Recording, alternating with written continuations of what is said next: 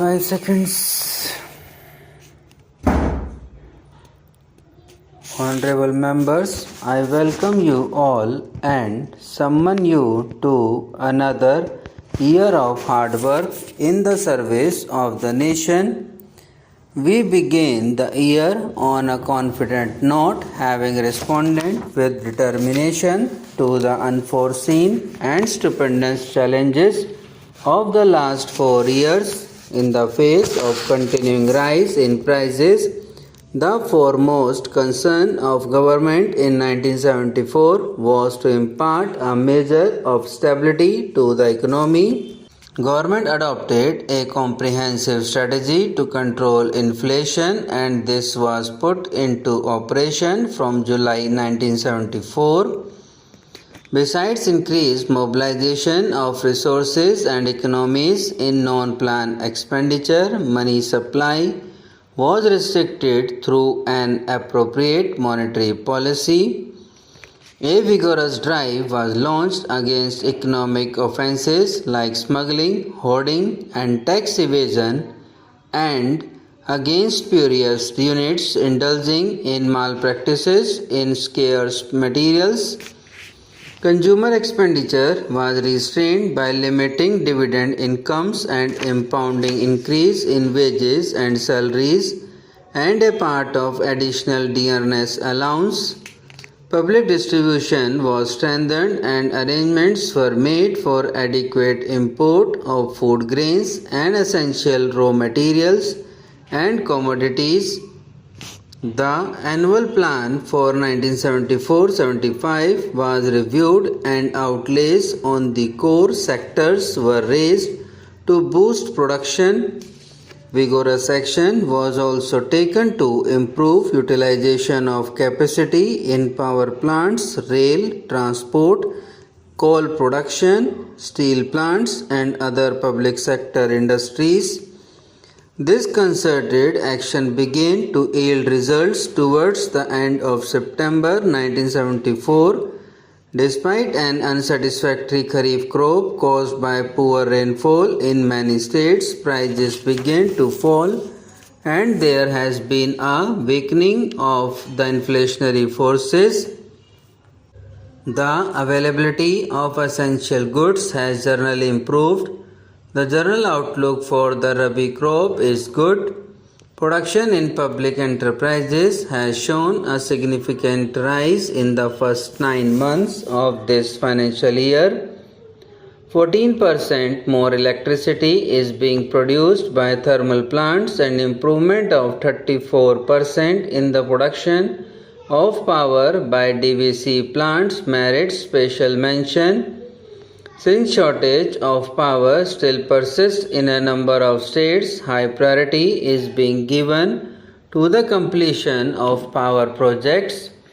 About 2 million kilowatt of power capacity is being added in 1974-75 and another 3 million in the coming year.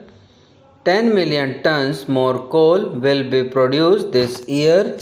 The production is going up. Public sector enterprises, engineering industries are doing remarkably well. More railway wagons are being moved daily. I congratulate workers, farmers, and other sections of the people for the determination, courage, and identity with national purpose shown by them in supporting the government's program of economic stabilization. Government is aware that there is no room for complacency or there are still sizable imbalances between supply and demand in several important sectors of the economy. The international economic situation is also full of uncertainties. The monetary and fiscal measures and the action against economic offences will be continued with vigour. Simultaneously, government will intensify measures to remove limitations in the infrastructure and to increase production in vital sectors. In the international sphere, we shall continue to work for the evolution of a just and viable economic order in cooperation with developing countries as well as developed countries which have shown understanding of our problems. We have been hit hard by the sudden and large increase in the prices of oil, food and fertilizers. Articles of common consumption have been affected and great hardship has been caused to the people. There is a very heavy draft on foreign exchange. Even a significant increase in our export earnings is not adequate to fill the gap. Special efforts and arrangements are necessary to deal with the problems of oil importing developing countries. Some of the oil exporting countries have helped us in this regard. There has also been some action at the international level, but these measures fall short of needs of the situation. The severe damage caused to the economies of developing countries has to be recognized and redressed through purposeful cooperative effort on a global scale.